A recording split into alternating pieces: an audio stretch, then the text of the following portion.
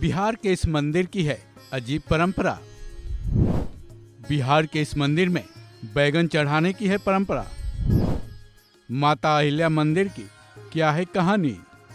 India में मंदिरों की कमी नहीं है।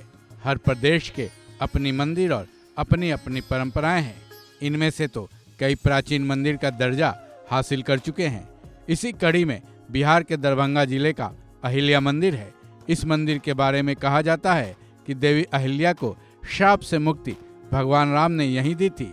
इसलिए आज से 400 साल पहले दरभंगा के राजा ने देवी अहिल्या मंदिर बनवाया था। वहीं इस मंदिर से जुड़ी एक और परंपरा है जो सुनने में तो अजीब है, लेकिन लोग इसे निभाते आ रहे हैं। क्या है वो परंपरा और क्या है इस मंदिर का इतिहास, चलिए जानते हैं इस मंदिर के बारे में सब कुछ। कहाँ है अहिल्या मंदिर। बिहार में तीर्थ स्थलों की भरमार है, जिनमें से कई तीर्थ स्थल तो प्राचीन काल से ही हैं।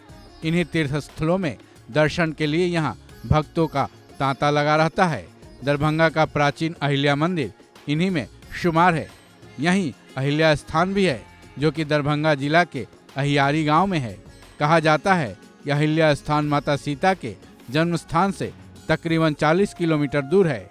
इसके बारे में कथा प्रचलित है कि जब विश्वामित्र ऋषि भगवान राम और लक्ष्मण के साथ अयोध्या जा रहे थे, तब उन्होंने इस स्थान को देखा था। तब यह स्थान बेहद निर्जन दिखाई दिया था। इस पर भगवान राम ने विश्वामित्र से पूछा कि इस आश्रम में कोई दिखाई क्यों नहीं दे रहा है, जिस पर विश्वामित्र ने जवाब दिया था कि यह पहले महर्षि गौतम का स्थान था। वो अपनी पत्नी अहिल्या के साथ यहाँ रहा करते थे।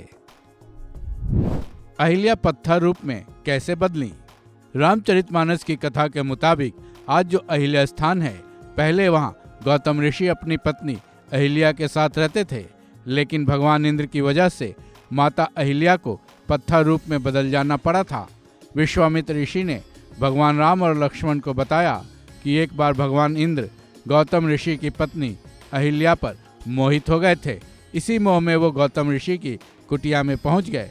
उस वक्त उन्होंने गौतम ऋषि का ही वेश धारण कर रखा था, लेकिन माता अहिल्या ने उन्हें पहचान लिया और इंद्र को कुटिया से बाहर निकल जाने को कहा।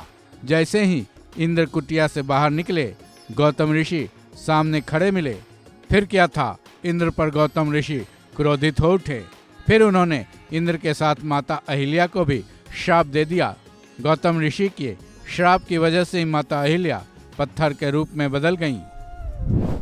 भगवान राम ने माता अहिल्या का किया उद्धार। ऋषि विश्वामित्र के मुख से गौतम ऋषि की यह कहानी सुनकर राम व्यथित हो उठे।